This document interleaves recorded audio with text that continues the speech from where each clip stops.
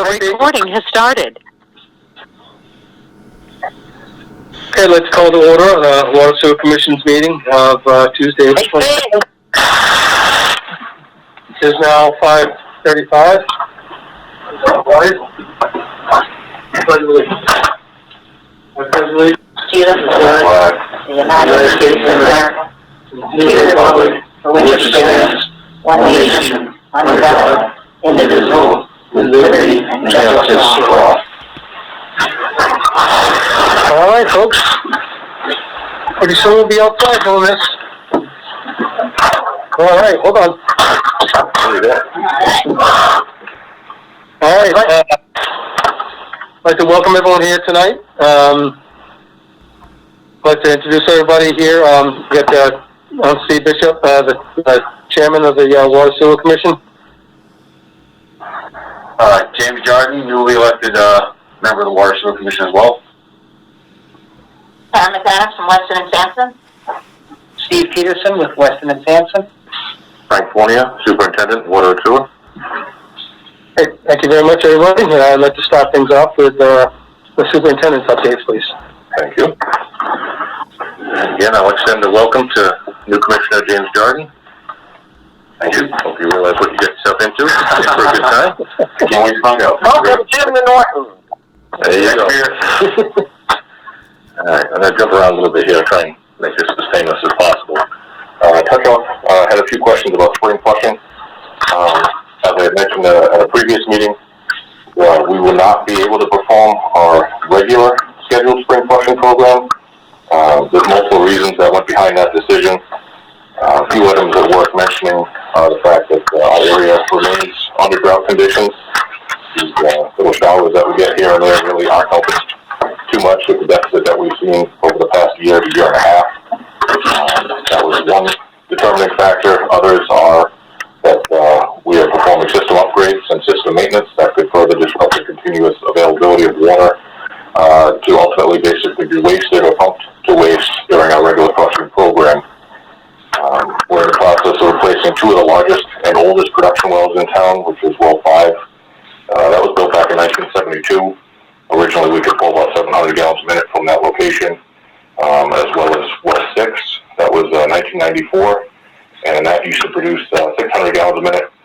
And each of those locations now are down to under a half of what they used to be able to produce.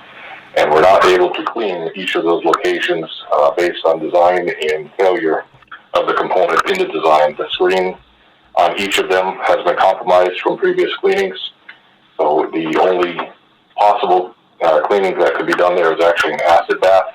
You couldn't do a surge. There's just not enough material left in the screen that we'd feel confident putting a rig and setting it up in there. So we could do an acid bath and pump to waste after it's sat to remove some of the iron manganese from the screen and the gravel pack. And it is something we're looking at doing. If we do not see any end in sight for this drought, that might be something you'll see by the end of May, early June. Will an aqua freeze or something like that kind of method, would that help at all? Or like a hydrofrac type deal? What is that exactly? It's the well is a tube that goes down in, and it's got walls, to make it, and it's got a screen on it. Yep. Was it a 5-foot screen you got? Yeah, so whatever. And it gets all the metals and everything, the iron and manganese gets stuck. Right. In there. And to clean that, you put you can put a chemical down there as you with the acid. That'll break it up, and you can't pump it, can you? You can't surge. You can't surge it. Right. Usually you can surge it to pump it and break it up and blow it away. Now, our options are limited now because you can't do that process. So aqua freeze, I know that's another one. I don't even know if they use it anymore. We used it years and years ago. The company used that for us, and it worked very well. I don't know if that's an option we might want to look into. Of course, the acids will probably do the same, maybe. But I mean, historically, we've had good luck with acid on both of these locations. It was a very fast turnaround. Again, it's a pump to waste. Well, once the acid's in, we let it sit and eat the iron and manganese buildup off. Then basically pump to waste through a hydrant valve door from the system. until we get our normal pH levels where we want to see them, then we can put it to the treatment facility. The metal's clogged the screen. Yeah. No, please explain it as best you can. I kind of just blow right through it because it's commonplace. And the screen just isn't something that gets replaced, just gets put in when you build a well, and that's Yes and no. stays there. It can be replaced, but you usually typically go with another one on the outside. Okay. If you had a failure of this, you go with a small one. We've already done that at well 6 because we had a partial screen failure that was noticed during one of our previous cleanings. We'll clean the well with the surge block, and they'll put a camera down, and they'll inspect it. I was just going to ask you if you could scope down in there. We do have that. Hey, Victoria. Hey, Victoria. Victoria. Hello, sorry I'm not there, I apologize. No worries, you're still here. I'm here. Can't beat it. Alright, so continue there. Let's see. And on top of that, we will be taking well 4 offline, doing a quick cleaning there when we're going to replace the pump and motor with a larger size vessel. All indications will point that we'll be able to gain maybe 100 to 150 gallons per minute extra from that location, which would further help, even the burden of using our other 2 wells that are not treated, which is wells 1 and 3. So all of these conditions, on top of the drought, scheduling of other events in town as far as flow tests and sprinkler tests, really, it was pretty easy to see the writing was on the wall that we were going to have some type of modified program. Maybe not as drastic as this one's going to be. And it all can change, obviously, based on water availability. If we get a couple big storms, we see the aquifer replenished. But what we will do, and we actually did start, this was probably a week and a half ago now, is some lower velocity flushing in areas that may have lower turnover than we'd like to see. Dead ends.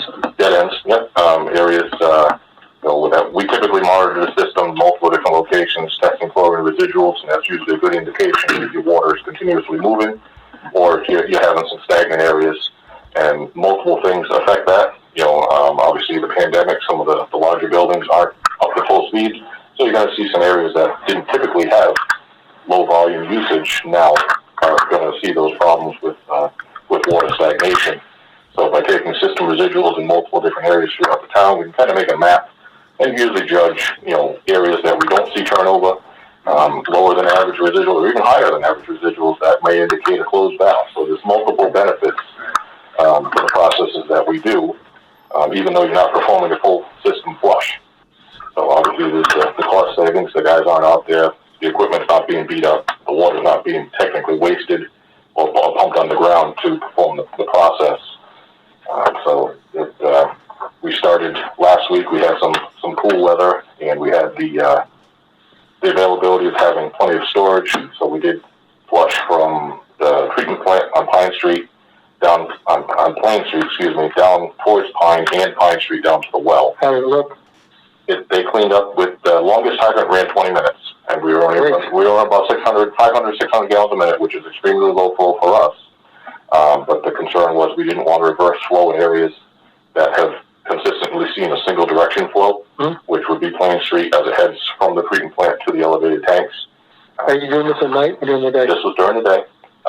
We had, again, it was based on availability. We had staff, we had storage water, and we wanted to get it done before taking well 4 offline, which was scheduled for this week and has been delayed. So we took it upon ourselves to take the leap of faith, basically, with the flow tests we've been able to do during the day because of the implementation of the treatment plant.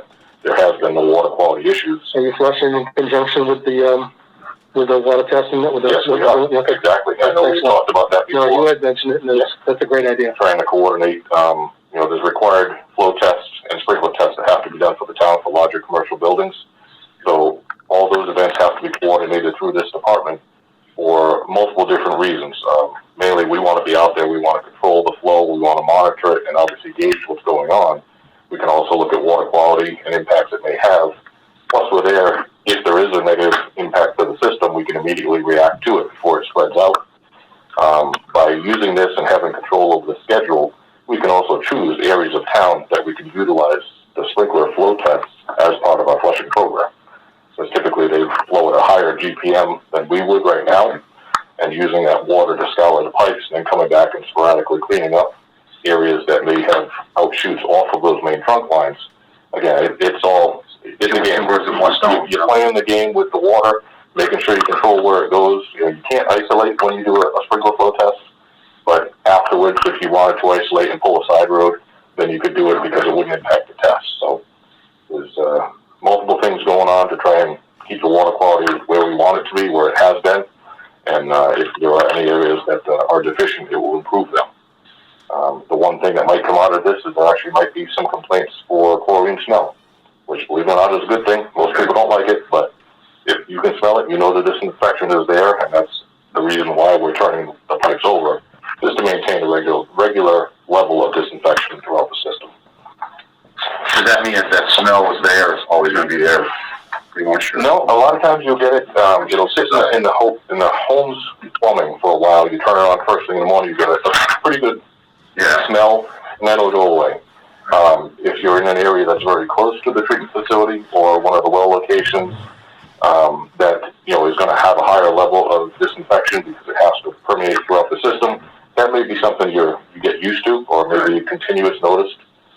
But it depends on your location and how often you use your water. It does. Everything depends on water usage. And again, what we don't want is stagnant water. That is what you're trying to get away from by doing it this way. So like Steve mentioned, we use flow tests to our advantage. Thursday prior to the flushing that we did on Plain and Pine, we actually had a flow test that was performed down on Hill Street. But we utilized that flow test to pull water through our cross-country line, which goes under 495 over to Hill Street. Test was performed, no incidents, everything was recorded, and that just proved we can control the path of the water and use it to our advantage in most circumstances. So we've had very good luck with that, and I think that's what will continue until we see new wells 5A and 6A go online. Then we'll go back and hit it with the aggressive flushing program like we did when the treatment plant first went on. And hopefully the lack of iron and manganese going into the system now from the operation of the facility, we won't see as much disruption as we did then. Even though it was limited, there was still areas of disruption. You start flowing 2,000-3,000 gallons a minute, you're going to remove stuff from the pipe. That's the purpose for it. And I think once those new wells are online, we have the full capacity of the treatment facility. The first round of flushing may go back to evening flushing, just so we can get a good handle on what we're going to see by disturbing pipes that haven't seen that type of flow or change in direction in some time. So again, hinges on staffing availability, water, and the places to put that amount of water. Changing directions, I would imagine, would be significant. Yep. It definitely. process. We have a unilateral flushing program that was developed by us, approved by Mass DEP, and it implements multiple closures of gates in the streets to direct the flow. And typically we flip that. We do a spring and a fall flushing, and we try and alternate the sequence of events that we do, so we do get a change in what we consider normal direction. I mean, nobody has the crystal ball to say the water comes here and takes a left, but there's good indications that you can see from your samples that will determine, you may have a higher flow rate taking a left out of this street than you do, taking a right, and a lot of that is based on water main size and material and C factor. There's a process, and, after doing it for a length of time, you kind of learn the system, and then there's a new learning process as you start replacing some of the older pipes and either undersize them or oversize them or change material. It all affects the way that the water is driven on the ground. But our guys have a pretty good handle on it. Most of us have been here quite a while, have seen many different scenarios and created a few ourselves that were good and weren't so good, and we know which ones not to do again. So we learn by our mistakes and benefit from the ones that worked out in our favor. All right, so we'll jump over to new construction. I know, Steve, you're aware of this, 253 Mansfield Ave. The developer actually dropped off an updated hard copy set of their plans. This is a building that's down past Alberto's, just for a landmark, on Mansfield Ave, down on the right. Small L-shaped concrete structure before the Tweeter Center. It's on the opposite side there. Right. So they're looking to do construction there. I'm not going to get into a full description of what they're doing.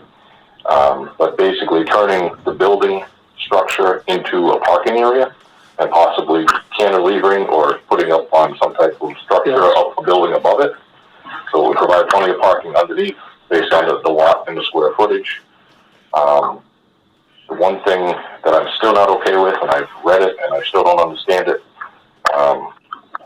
not to go off, is the building that's going to become a parking garage. The drainage structures in the parking facility would have oil water separators, just like your typical manholes that you see in the street. Those drains are required to be tied into a municipal sewer system. There's supposed to be negligible flow coming from those at any given time, but it has to be a controlled environment. I don't understand. Where's this coming from? This is plumbing code. I heard this over a year ago from these contractors who proposed the project and questioned looking at the original set of plans where it was determined it was going to end. And they said that it's part of the plumbing code for that type of structure and basin to terminate in municipal sewer. I'm going to ask a rhetorical question. Why? Well, why, yeah, that's definitely the big one. But I mean, how do you do with all this I&I Exactly. and impose sanctions on someone that's got an infiltration? That may be something that Steve knows already, or We've run into it before, and there's conflicting codes and conflicting goals involved. I mean, they don't want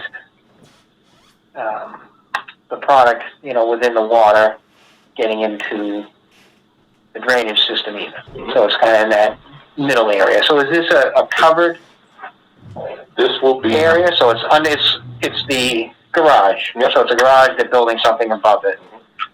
But the garage building is the building that's there right now. The building that's there right now, based on what I can see from the plans and quick conversations I've had with the developer, it appears they're going to take some of the walls down. That building will now become the parking structure. Is it currently like offices or? Yes. Yep. So it's the concrete building and turn into a parking garage, basically, and build above it either on that same structure or on piers and hover above it. It's definitely a design I've never come across. Neither has any of the other people I've talked to in different towns to question the connection to the sewer. That was the main. Obviously, the building has nothing to do with me. That if they can build something that great. And these rules are because it's a parking structure of some kind? It is. So, but again, the main concern is I&I, and you're creating a direct line to your system that you can't meter, you can't control. Yep. It baffles me. So I have a call into the plumbing inspector here in town. He was unable to return my call before the meeting, just to see if Norton has any specific language against it. I'm thinking maybe Jennifer might have something against it. Yeah. Being town specific, or if it is a state code. But I just don't have enough answers for that. But the main reason I brought that up is they actually want to come before the board at some point, either in person or via Zoom, to present their project like typically in years past would happen. Right. They'd explain it. You guys obviously ask questions about it. This would obviously, I think, be one of them. And that we need to determine what your choice is on that. If you want to do via Zoom, we can set up a computer and they can go that way, or if you want to have them present, show actual pictures and hard copies of their plans. It's a pretty basic connection. Originally, they had a set of plans that was dropped off, and the connection showed new services being brought in for fire and domestic. There was a discussion between myself, the previous chair, and the contractor that it may make more sense to them to reuse the existing structures that are there based on state road opening permits, how many trenches you would have. So they have modified their plans, basically mirror image the plans. They changed the location of the utility room, and they will be able to use the existing sprinkler line to feed their sprinkler line supplied to the building.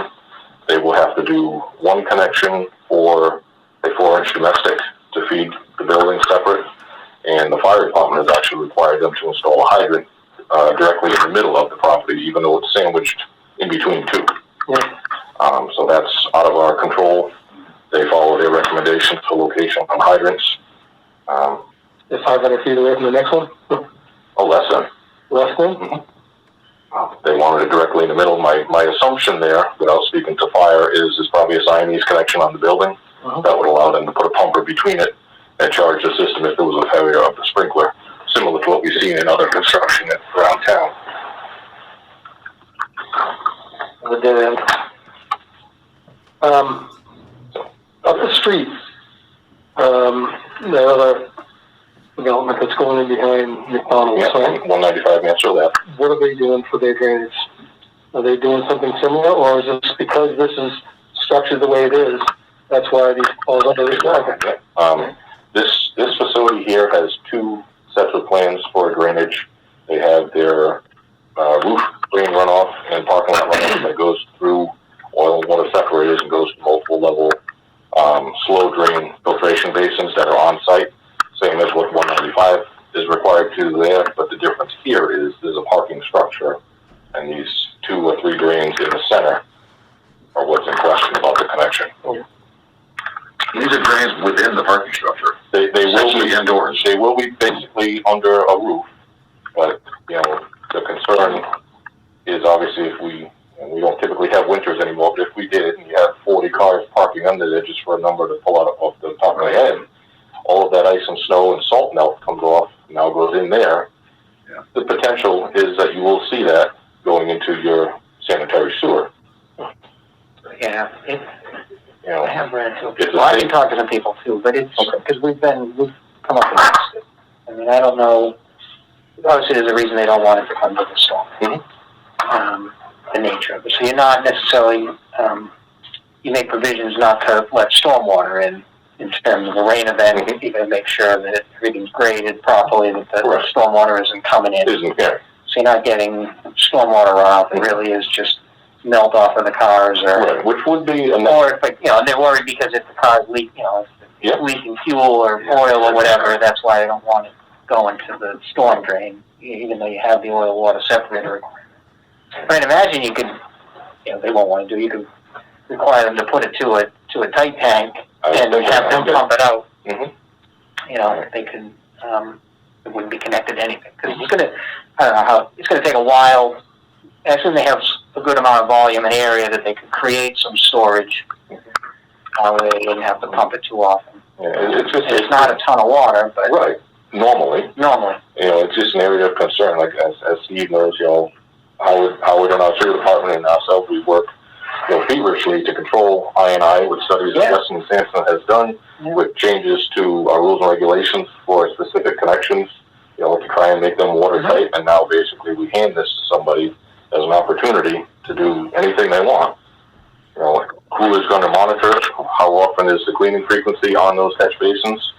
I have to assume any parking structure that you go in that I've seen has a pretty limited ceiling height. So it's not a typical catch basin truck that you're going to pull in there with the crane and scoop to clean these out. So, if this is allowed, I would definitely want to know what the cleaning frequency is. If it's that truck or, and they would have to stay up on that. What does it have to be? Yeah. So there's just a lot of things to think about. I mean, this is definitely a unique project, and it's unique to Norton. We've never run into this situation where this has been proposed before. Not saying it can't be done, and it's not being done correctly. It's just something that we haven't seen before, and it raises a lot of questions. But anyway, the initial start of that, before I went off, was they want to know when they could present to the board and what method you would like for presentation. Well, I mean, I want to be safe, obviously. That's the most important for everybody involved. I would prefer someone coming in and seeing a plan and seeing it live. I would agree with that. That's my opinion as well. We have a set of plans behind you there if you wanted to review. Again, it's not the same as asking questions to the people that are doing this, who should know the project in and out. But you guys are obviously willing to look at those, take them if you want, study them, and then you come up with some questions before we set a time for these guys. How soon are they looking to meet with us? Well, there's still a few things, both 253 and 195 Mansfield Ave. Neither one have scheduled a hydrant flow test with us. So the sizes that we see on their plans are estimated sizes for required sprinkler main, and that determines the fee schedule. So they have both been notified numerous times that we have limited availability for performing these high volume flow tests. Can they do one to cover both of them? They're too far apart. Huh? They're too far apart, and because that's a dead end, you're going to see a significant pressure drop all the way down the end. Okay. Yeah, it's unfortunate the distance is there, or they might be able to coordinate one event. But one is very close to the Mansfield line, the other one is much closer. Okay. Basically right at the Rich Brothers Plaza, so there definitely would be different numbers there. This has been talked about for some time. The pandemic obviously held everybody up. We explained to them about our distancing policy way back when, and they really didn't seem like they were as ready as they are now to move forward. So it's a benefit in one way that they didn't perform it because they were only good for 1 year. So we would have been coming up on that 1 year time frame. Yeah. But, so hopefully we can schedule that and coordinate it again around all the other events we have going on in town. Well, definitely want to do it after town meeting. Get that out of the way first, and then we can schedule something. Sure. And there was actually some question going back to the other project, 195. I don't have one of the projects. I won't say it's exactly the 195 or the 253. There was a question about obtaining the Mass DOT road opening permit. I know I spoke to Tara about this briefly, and there was a question that they needed our signature on the Mass DOT permit to allow work to be performed on our infrastructure, even though it's in a state road. Obviously, we're fine with that, but we are not obtaining a state road opening permit, because then we assume all liability for that trench for 1 year. So I have an email and a call into Nicole from District 5 for clarification on that. I did see some emails get moved around from other people in District 5 asking for somebody to answer my question pertaining to this permit. And the other issue is the SHAPS program that's set up online. I can't find a username and password to get into that, so if I have to create a new one, that may be delayed. I know Steve and Weston Sampson have access, but that's for a different project, so I don't know if it's project specific. Right. That you get a username and password. I'm sure there's going to be some link to bring you in. As a company, we have a chef program, and then as the town of Norton, it should be an easy just check in with them to, maybe it's under the, Bernie's old contact information. That's what I'm thinking. If it's anywhere, most likely it was created back then.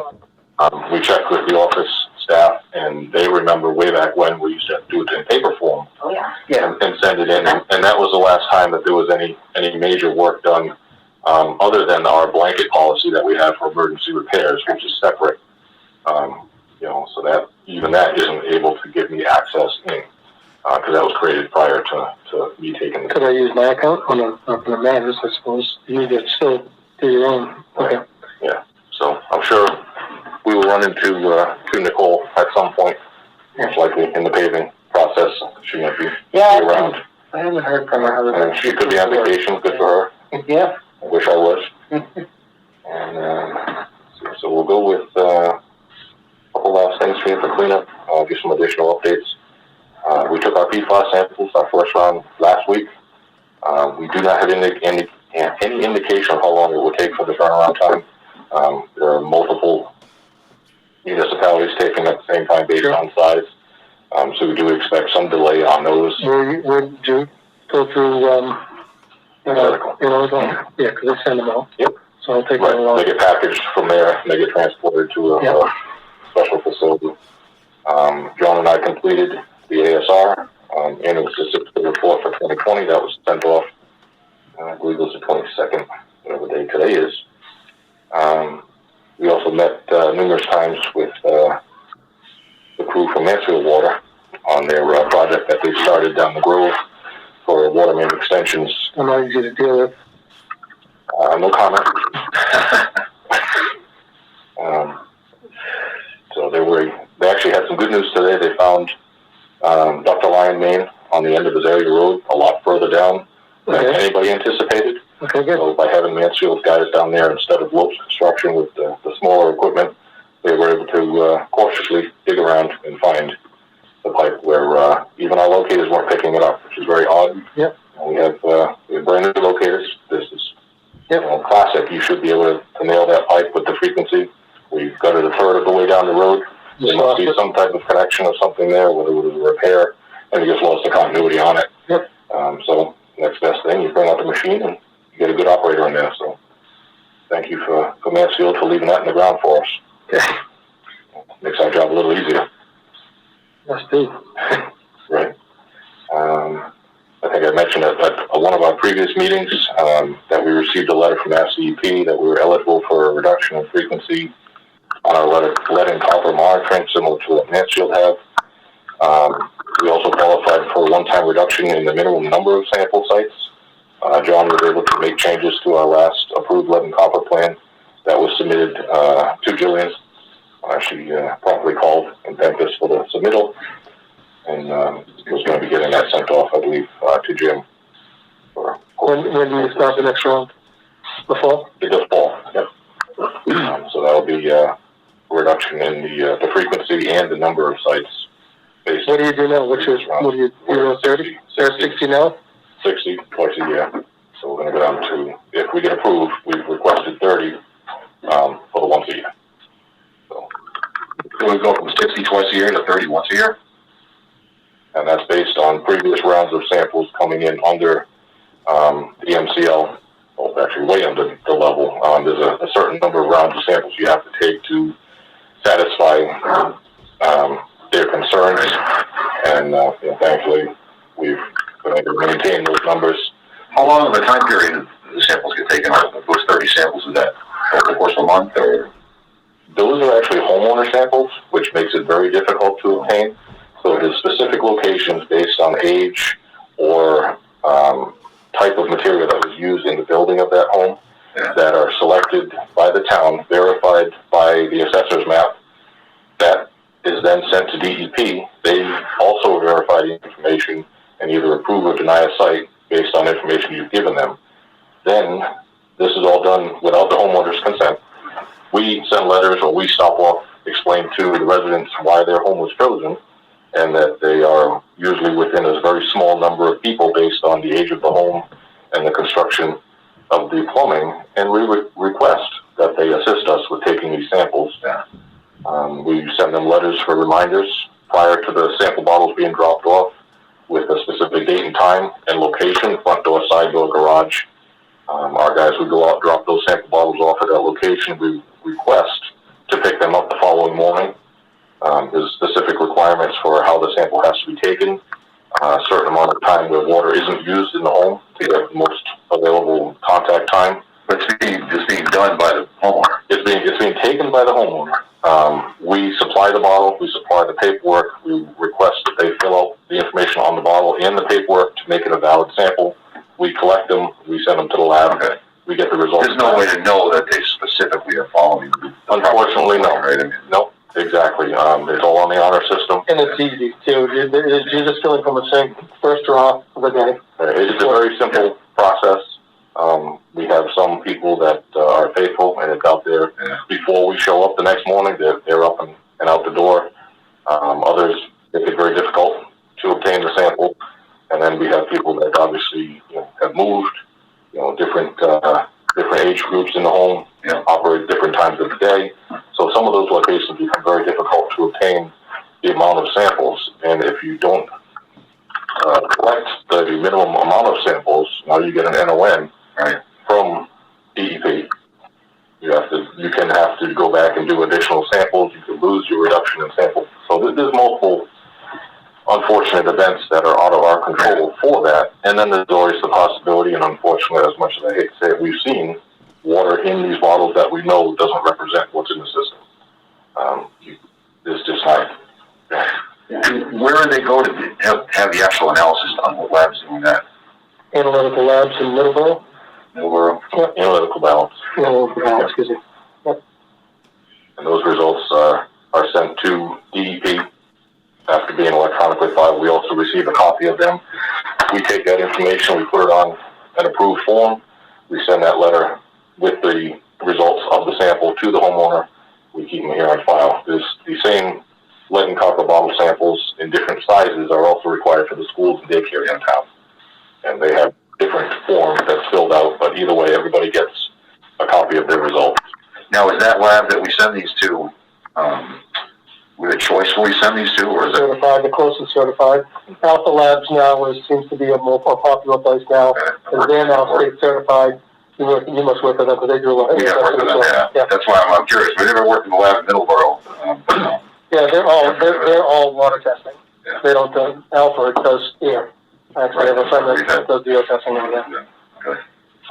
Yeah, they're convenient, but you know, everyone in the industry's been using Unilateral forever. When they were Olivera Labs, when I was back in the day. Right, exactly.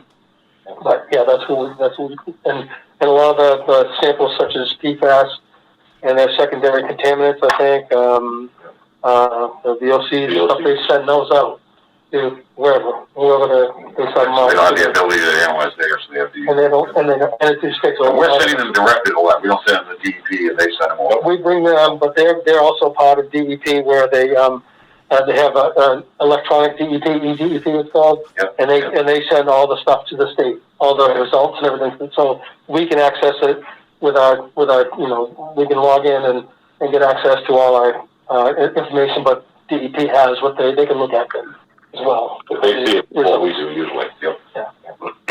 And we also send hard copies of most of our samples from eDEP to the Lakeville office as request from most of the staff down there.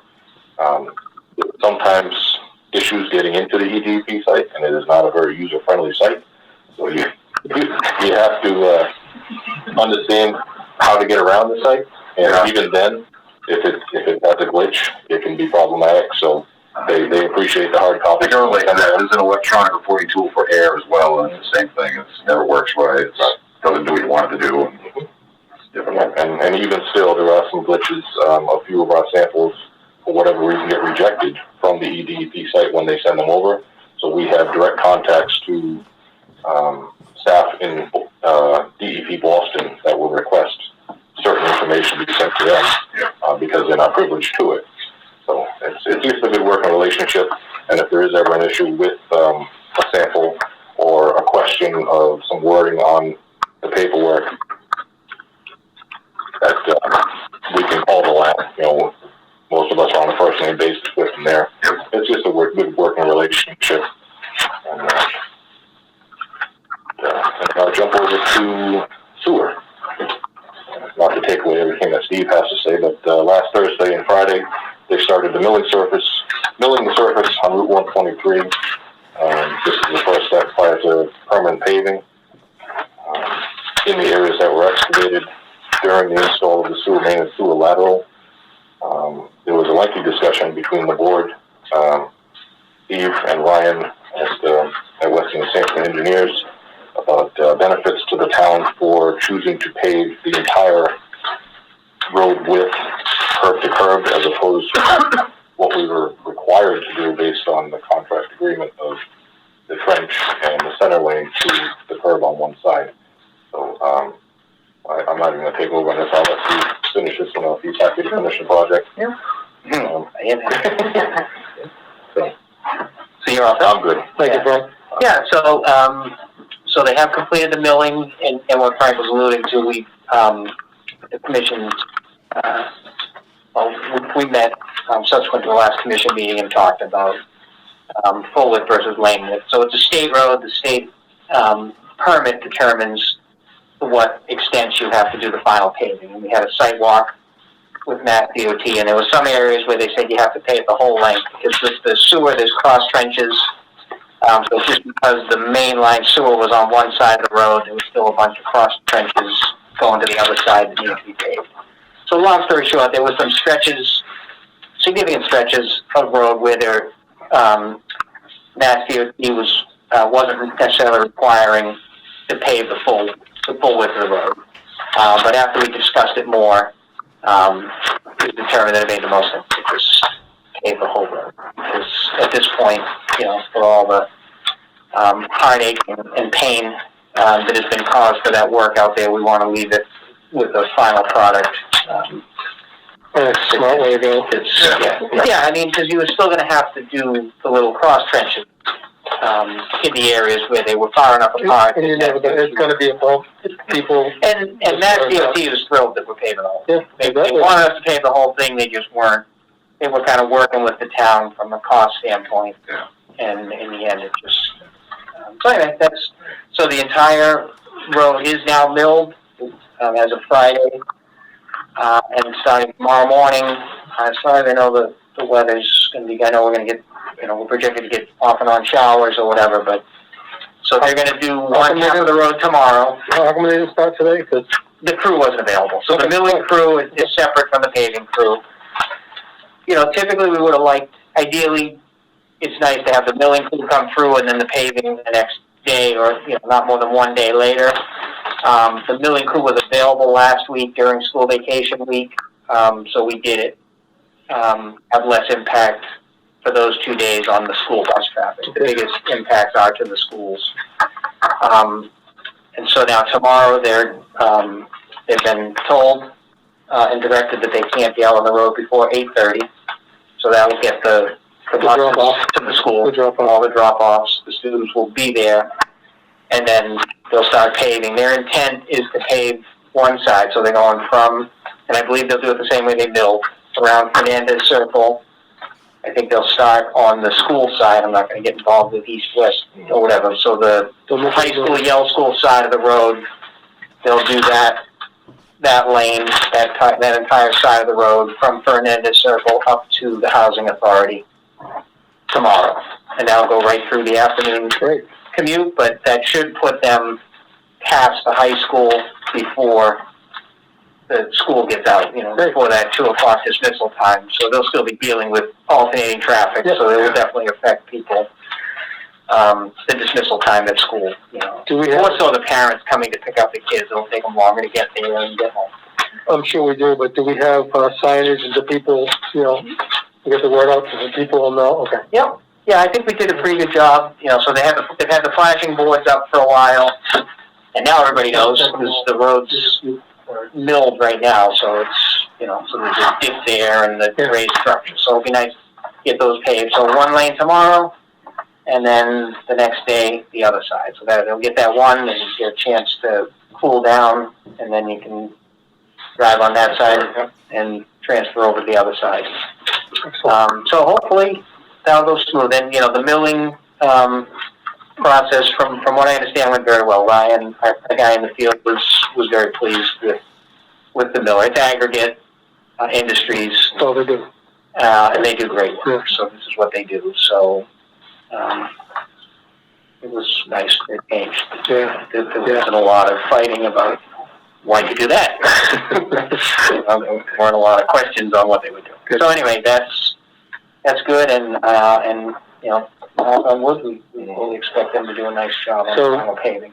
So we're looking at wrapping that all up by Friday, or is it going to be? So their intent is 2 days, so Wednesday, Thursday, and then it'll be a separate operation for the striping. So then the road won't be striped until Rocky makes arrangements for that little white tape in the middle of the road there. Yeah. So that will be the next thing is the striping. Great. Which will hopefully be next week. Great. And then, so we'll double check, I believe, according to Rockio, the punch list is complete. Ryan is going to finish going through that stuff tomorrow, and Thursday, just making sure. But it looked good. It looked like they did the work over at the pump station, and all the other minor punch list stuff. So we should be in good shape with wrapping this contract up. Yep. Should probably mention that it stayed within. Yeah. Okay. Good. No, yeah, that's a good point. And with everything we paid out, and everything like that, we're within what we've been appropriated. Including the extra work. Yeah, that was something that we talked about and looked at before we authorized the forward paving. was, nobody wished to go back to town meeting for more money. So the money, we have money within the appropriations to do that. Additional paving to make it the best final product. Even better. And, yes, so, yes. So the building, connection, do we know, did the letters go out? So we had approved it at the last meeting, I just haven't talked to Rose. They were sent out, So people have been notified that they can connect, and they have 5 years to connect. And they've also been given a heads up that they will be receiving their betterment assessment. You need to have those out by July 1. So I'll talk about that. So this, Frank, is actually so we've provided the record drawings, and those have ties to all these service connections on them.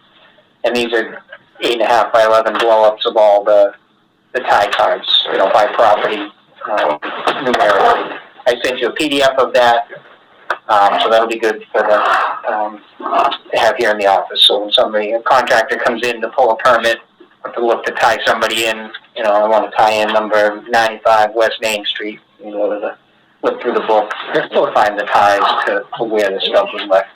Excellent. So we'll leave that with you.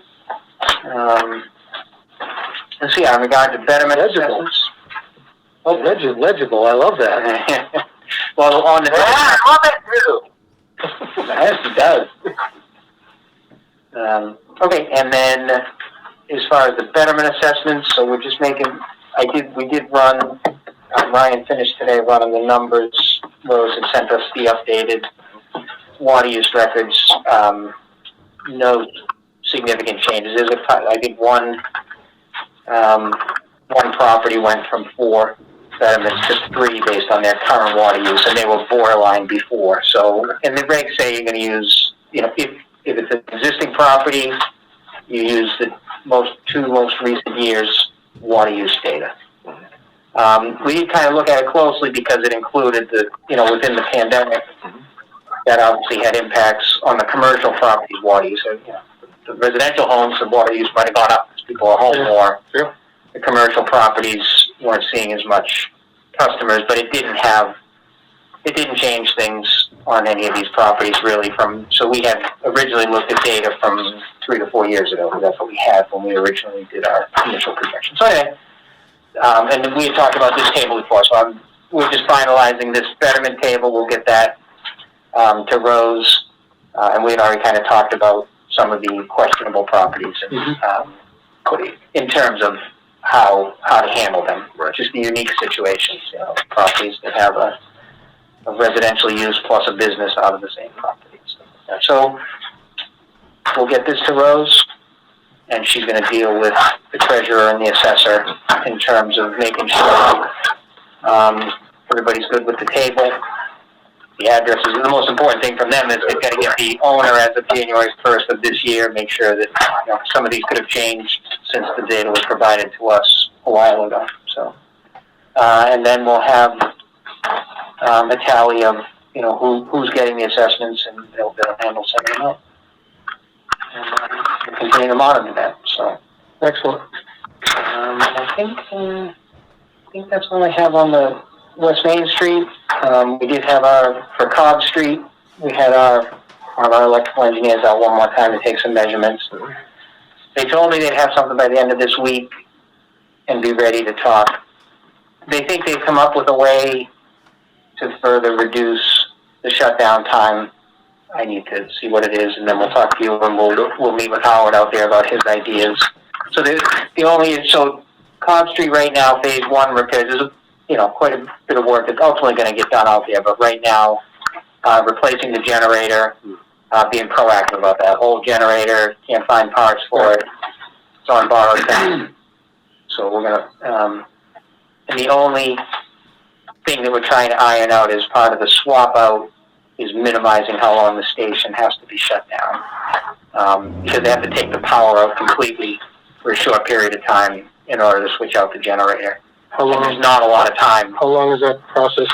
So you think it's gonna take? trying to cut it down. They were saying up to 4 hours on one shutdown, and we talk about doing it at night, having pumper trucks there while you're doing it, which is what we'll have to do for whatever length of time it is. Pick a low flow time, but there is not a lot of response time or downtime at that station. It's pretty constant.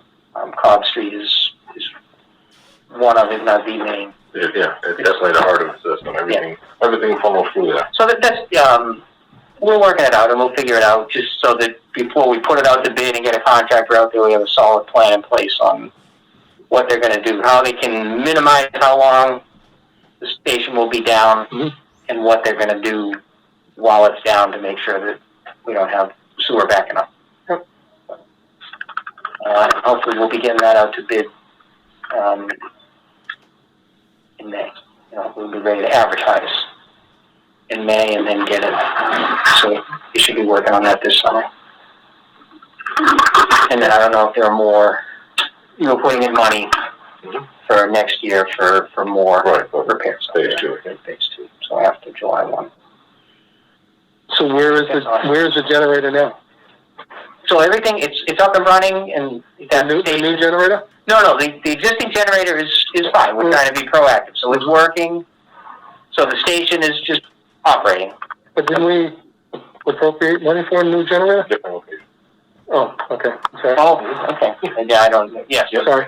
Yep. So you did appropriate money for a new generator. You haven't put it in yet. That's not right. So that's so you're talking about the station. That's all right. I'm new guy. He's new guy. New guy, new president. Yeah. All right. Unless you have any other questions on sewer, I'm gonna pass it around. Thanks, Steve. All right. All right. Sarah? About the water. So Frank talked a little bit about wells 5 and 6. The replacement project, 5A development is wrapping up. And right now we're scheduled to actually, I think tomorrow at noon, to have a meeting just to kind of talk with the water department a little bit about the timing for the 48-hour pump test. So that's a requirement, the next step.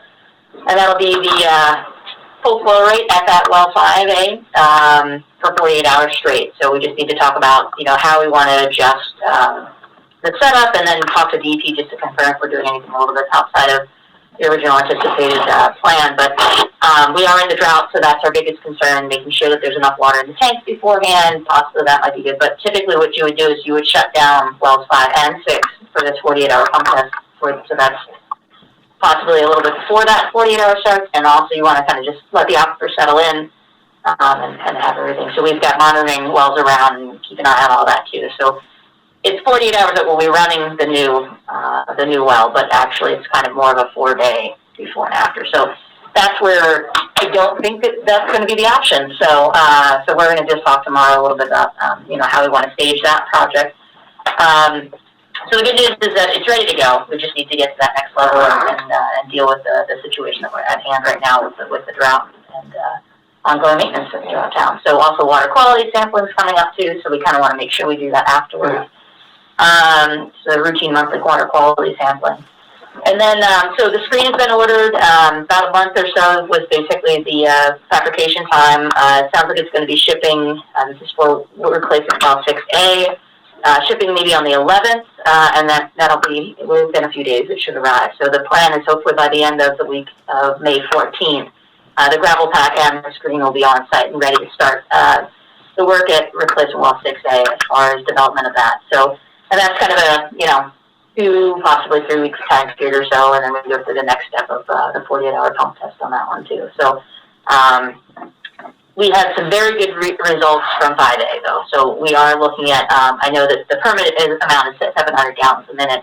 Kevin McKinnon, our hydrogeo expert, is definitely anticipating well over that. So that's great news. All of the additional kind of research that we've done, that location is turning out to be perfect. So what's our withdrawal for, are we anywhere near the withdrawal limit now for that? No. With this in mind, there's more than 700 GPM just on that. Just number 6, right? And number 5. And so, we're anticipating very similar results, but we haven't obviously developed the well for 6A yet. But so your water management permit indicates it's 700 gallons a minute on a running annual average.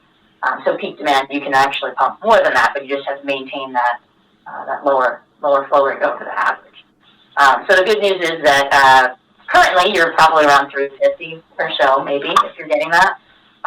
So the goal would be obviously that you'll be easily up and running right away at 700, if not more, if you need it. So there's some very good results from that, which we were anticipating anyway based on our original test wells, but always good to prove the science afterwards with the large production well, test well, full-size test well, I should say.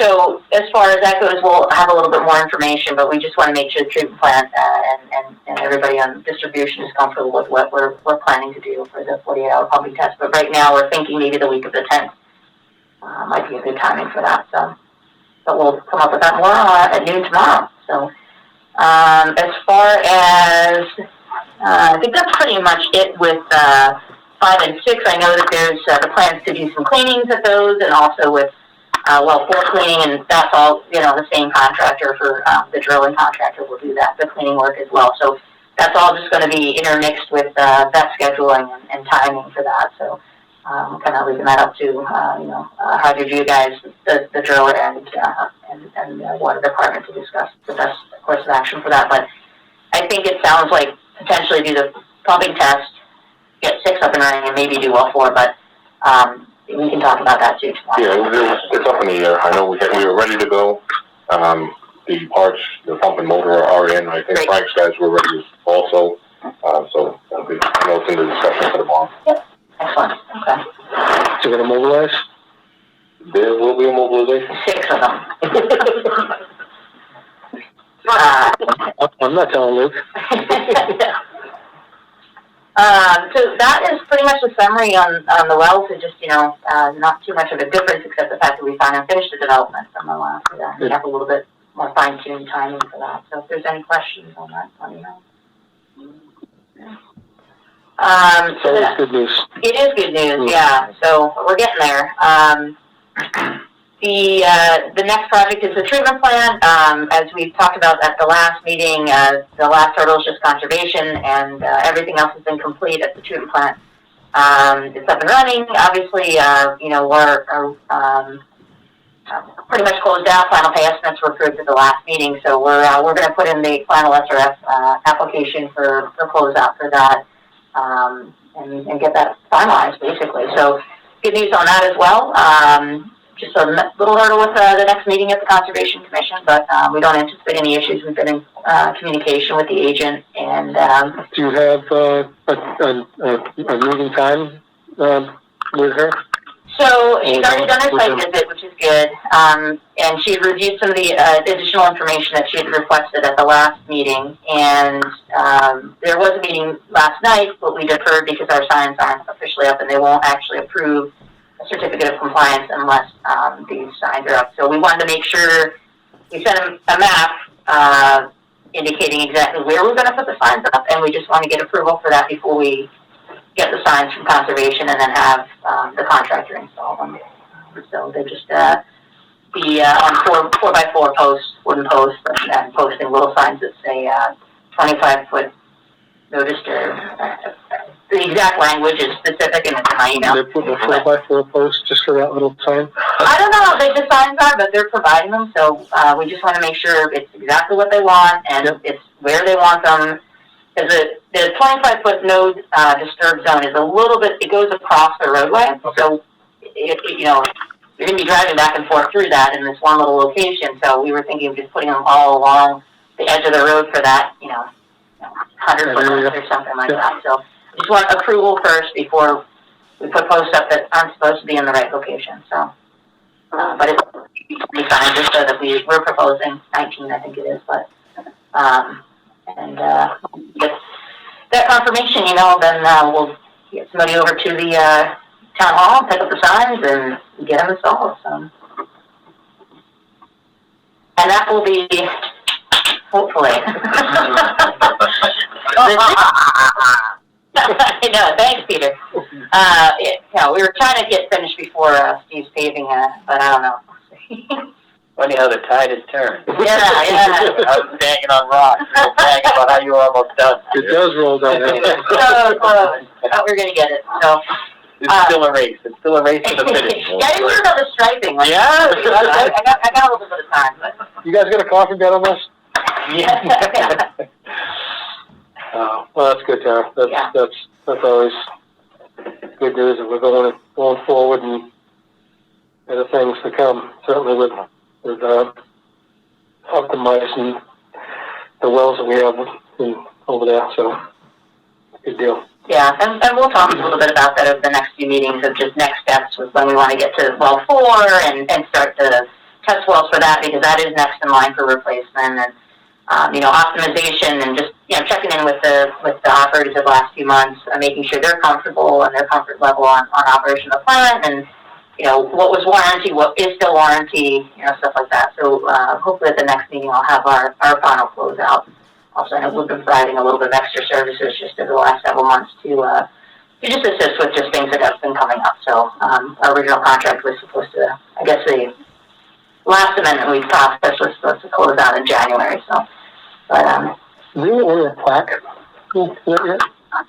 there is a plaque. There is one down there. We never had an official opening. Okay. Just fell on bad times. Yeah, no, The grass is now growing too, so it looks better than it did over the winter when it was just kind of dead. And so it's coming back now that we've got a little bit of rain. So trees are starting to grow some leaves. It looks a little bit brighter after treatment plant now. So, good. But you guys want to do Yeah, I know there hasn't been a lot of interest in other board members wanting to tour the facility, and we actually appreciate that because of the limited staff we have that are able to operate that facility. Yep. So they go above and beyond with this COVID restrictions, and we wouldn't want to do anything to jeopardize them. And No, I agree with that. everybody has the shots or antibodies, or there's a restriction that's lifted, but we definitely want to make sure There'll be a time. is able to get there and witness the amount of work that goes on behind the scenes. Yeah, not with the more and more folks getting vaccinated. Hopefully the summertime will be a nice time to get out there and do an official dedication. But yeah, that has been one of the big concerns is just trying to minimize the number of people at the site and inside the building certainly. But over the last several months, and but there is a plaque. I've seen it. No, I know we talked about it, but I know we talked about initially what was going to be on it and everything. We just haven't talked about it in a while, so I was just. Yeah. The pandemic hit and everybody kind of forgot about it a little. Yeah, I get it. Yep. Less important. Yeah. But it is written up exactly how the final version we came up with.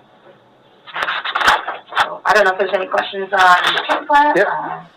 The good news is that's wrapped up, and that's been a little bit of a headache the last year. So, as far as working with the contractor on the punch list and getting things done, but again, large, vertical construction project within a year, getting everything wrapped up is actually not too shabby. So, so we're pretty pleased that that's finally wrapping up. We've also been working on the American Water Infrastructure program, the water department, and we've got a cyber security meeting scheduled for the week of the 10th. That's our next meeting, and we might wrap that into. I don't want to have a 3-hour meeting online, but we do have another working session to kind of wrap that the next grouping of the documents together. So that's ongoing.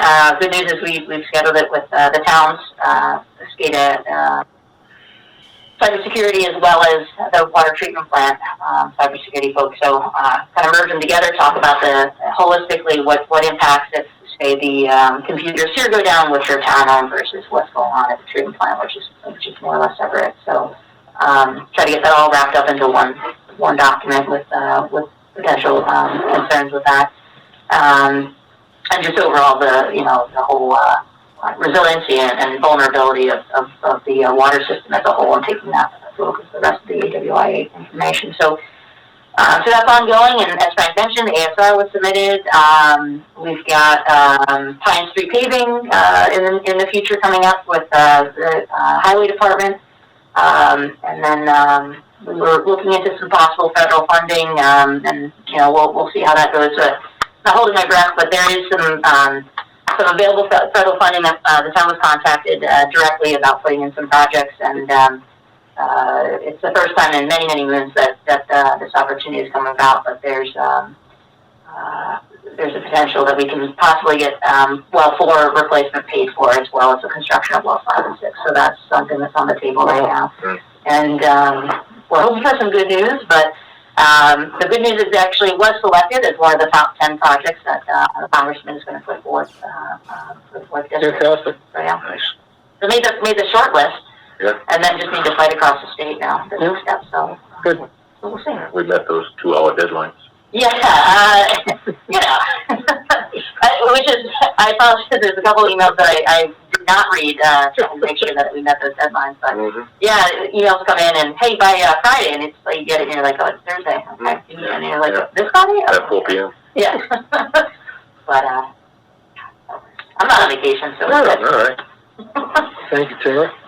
So that's kind of the water update. Wasn't sure if there was any questions in general about anything else, but we're looking pretty good, other than the drought and getting through the flushing season. So. And do we have any update on the land sale over on We are still waiting on the appraisal for that. I actually did request to pull the article from town meeting and move it to October.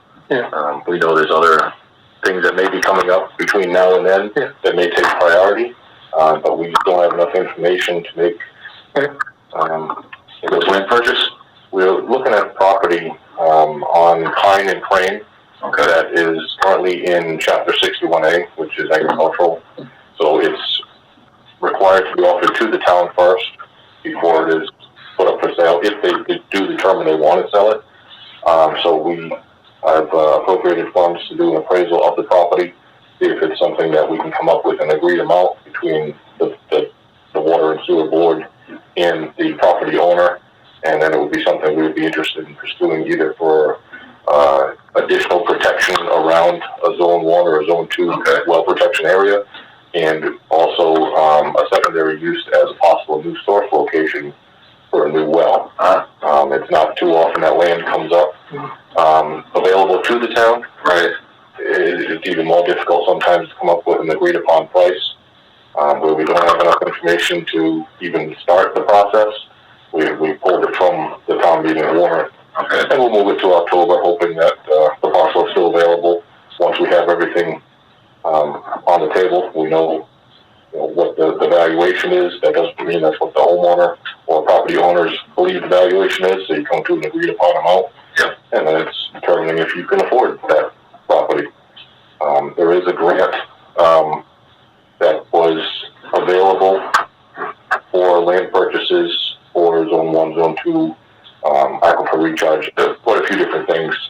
Without having the amount of information we need ready, we're going to miss the deadline on that grant. But it is one that's reoccurring annually, so there's a good chance that we could still get on that. It just didn't make sense to put the amount of time and effort into it, not already having an idea of what the property value would be. Right. The amount of time it takes to work on the grant and all the background information, you really almost need a specific person to do that. It's something the town or the water department doesn't have a grant writer. I don't believe the town itself does either. So there's a lot of literature and wording that has to go into the document with keywords to gather all that information. So definitely something. It all works out. Sounds like a good piece of property. It would be a very, very good piece of property to own, even if we never put a well site there. It's just, if you can acquire land in and around your existing well locations, it's definitely a plus. So there is a potential, if we are not able to come to an agreement, that other town boards or departments may be interested and may have the funds to acquire that as well. And it could also be considered saved or non-billable. Okay, so Mansfield could buy it, for example? No, just a different department in town. Different department, okay. Conservation. Conservation, just for like land preservation or walking trails, stuff like that. Yep. So it doesn't mean, even if we can't come to an agreed upon price, that others aren't interested in it. So it's not something we're gonna let slip away. It's just definitely not right on the top of the list right now. Okay. All right, so anyone doesn't have anything else to say? Is that? Next meeting? Yep. Next meeting, I got May 11th. Is that what we got? I'm still here, Steve. Is that right? Is that right, Pete? Peter must know the date. Yep, May 11th and 25th, if you want to do them both. Town meetings on the 8th, correct? Yes, sir. Is that, okay. 5:30 always on those, on our meetings. It has altered in the past. It's usually up to the chair. 5:30 works for me. Okay. Until we If we run into an issue, I'm flexible, but I'd rather do 5:30 myself. I'm like 3 minutes away, so really, Yeah. time works. Yeah. I'm 2:45. Yeah. Great. Now, your favorite motion? Is it in my writing? Okay, Mr. Chairman, I would like to make a motion to adjourn the meeting. I definitely second that. All in favor? Aye. Aye. Motion, that motion passes. Is that my first motion? That's you. I believe it is. Thank you very much, everybody. Thank you. See you the next one. Thank you, everybody. Good night. Good evening, everyone. Have a great night, Peter. Hi, Peter. Good night. Good night, Session is no longer being recorded. Goodbye.